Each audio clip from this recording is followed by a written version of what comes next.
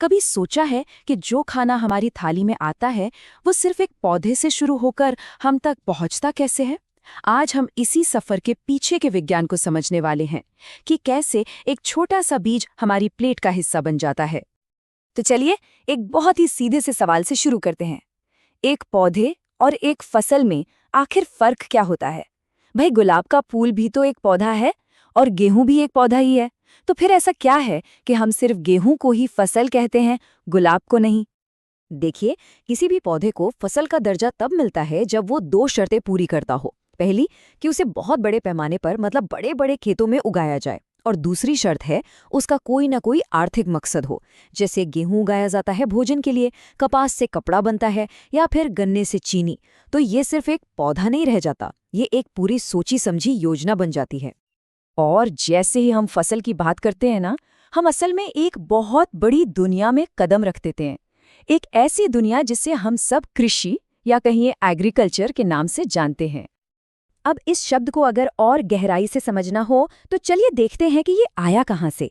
तो ये जो शब्द है एग्रीकल्चर, ये दरअसल लैटिन भाषा से लिया गया है। हाँ, तो ये दो शब्दों से मिलके बना है। पहला है एगर या एग्री, जिसका मतलब होता है मिट्टी या खेत, और दूसरा शब्द है कल्चरा, जिसका मतलब है खेती करना। तो दोनों को मिला दे तो एग्रीकल्चर का सीधा सा मतलब निकल कर आता है मिट्टी पर खेती करना। और यहाँ एक दिलचस्प बात और है, हमारा जो हिंदी का शब्द है कृषि, वो भी संस्कृत के कृष शब्द से निकला है, और कृष का मतलब होता है खेत जोतना।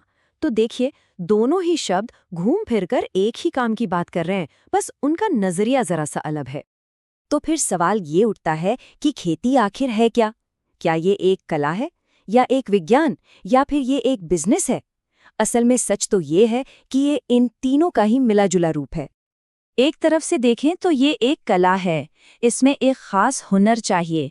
ये समझना कि भाई बीज बोने का सही समय कौन सा है, जमीन की देखभाल कैसे करनी है, या बड़ी बड़ी मशीनें कैसे चलानी हैं। सच कहूं तो ये किसी कलाकार के काम से कम नहीं है। तो दूसरी तरफ ये एक पूरा का पूरा विज्ञान भी है।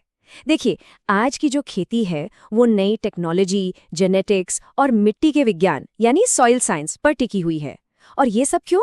ताकि पैदावार ज्यादा से ज्यादा हो और जो भी मुश्किलें आएं उनसे निपटा जा सके। और हाँ, इन सब के साथ साथ ये एक बिजनेस भी है। आखिरकार किसान फसलें बाजार में बेचकर ही तो पैसे कमाते हैं। तो कला, विज्ञान और बिजनेस, ये तीनों चीजें जब एक साथ मिलती हैं तब जाकर आज की खेती पूरी होती है। तो अब कृषि के इस बड़े मैदान से थोड़ा जूम इन करते हैं और इसके एक बहुत खास हिस्से पर ध्यान देते हैं। इसे कहते हैं एग्रोनॉमी, या हिंदी में सस्य विज्ञान। इसे ऐसे समझिए कि कृषि एक बहुत बड़ा परिवार है और इसकी कई अलग अलग शाखाएं हैं। जैसे एग्रोनॉमी यानी सस्य विज्ञान, जिसका सीधा ताल्लुक खेत की फसलों से है। तो वहीं दूसरी तरफ बागवानी है, पशुपालन है और जंगल से जुड़ी खेती भी है। ये सब इसी परिवार के अहम हिस्से हैं।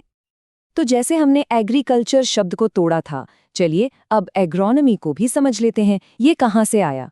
ये शब्द ग्रीक भाषा का है। ये भी दो शब्दों से ही बना है। पहला है एग्रोस, जिसका मतलब है खेत, और दूसरा है नोमोस, जिसका मतलब होता है मैनेज करना या प्रबंधन करना। तो एग्रोनॉमी का सीधा सीधा मतलब क्या हुआ?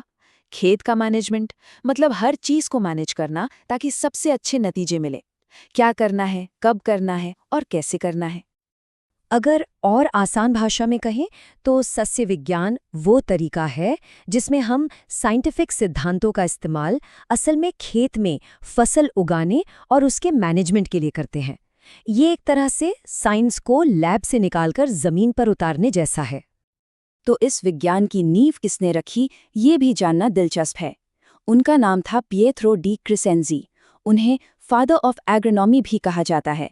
ऐसा इसलिए क्योंकि वही पहले इंसान थे जिन्होंने इस पूरे विषय पर एक व्यवस्थित तरीके से लिखा था। तो ठीक है, ये तो समझ आ गया कि सस्य विज्ञान आखिर है क्या, पर सवाल ये है कि असल जिंदगी में इसका इस्तेमाल होता कैसे है।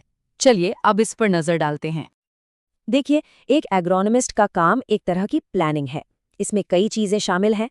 सबसे पहले तो सही मौसम के लिए सही फसल चुनना, फिर जमीन को खेती के लिए तैयार करना, खाद और पानी का कब और कितना इस्तेमाल करना है ये तय करना, और हाँ, फसल को कीड़े मकोड़ों और बीमारियों से भी तो बचाना है। ये पूरी तरह से एक प्रॉब्लम सॉल्विंग का काम है। और एक एग्रोनॉमिस्ट इन सभी तरह की फसलों का मैनेजमेंट करता है।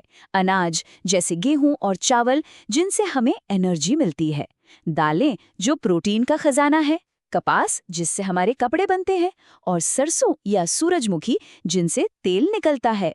मतलब हर फसल हमारी किसी न किसी जरूरत को पूरा कर रही है। तो चलिए, अब इन सभी बातों को एक साथ जोड़ते हैं और वापस अपनी थाली पर आते हैं। देखते हैं कि इन सब का हमारी जिंदगी पर आखिर असर क्या पड़ता है।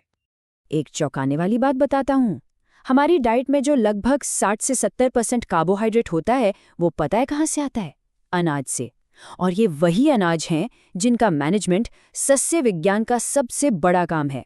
इसका मतलब ये हुआ कि हमारी रोजमर्रा की ताकत का एक बहुत बड़ा हिस्सा सीधे सीधे इसी साइंस पर निर्भर है।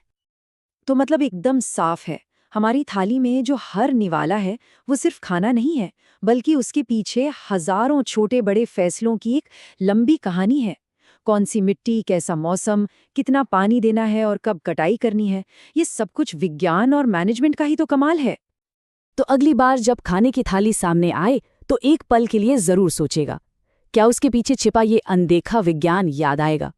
मिट्टी, मौसम और मैनेजमेंट की वो पूरी कहानी जो हर एक निवाले को मुमकिन बनाती है। ये वाकई सोचने वाली बात है ना?